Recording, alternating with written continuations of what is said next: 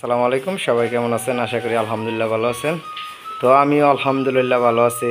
আমার ফার্মের নতুন অতিথি, এই যে এই গরুটা আমার নতুন অতিথি, নতুন ফার্মে যোগ করলাম গরুটাকে। তো এই গরুটা কিনতে গিয়ে অনেক ঝামেলা হয়েছে।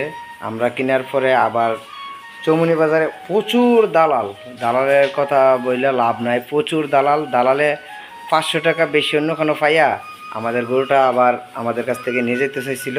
তখন আমি গরুর কেনার সময় আমি আমার আব্বার সাথে নাই, আমি আরেক জায়গায় চলে গেছিলাম। তো অনেক ভেজাল ছিল নাকি। পরে আব্বা বাড়িতে আসার পরে আমার সাথে শেয়ার করলো যে এই পরিস্থিতি, এইগুলো হয়েছিল। তো আমি তো আর কিছু বলতে পারি নাই। তো আমি আবার বলছিলাম যে বাজারও বলেন নাই কেন, বাজার কমিটিকে জানান নাই কেন।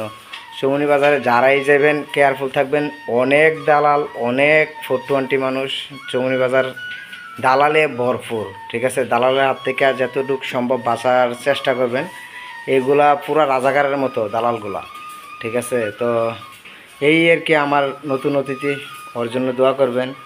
আর গোসল করানোর পরে খাবার দিলাম সবাইকে।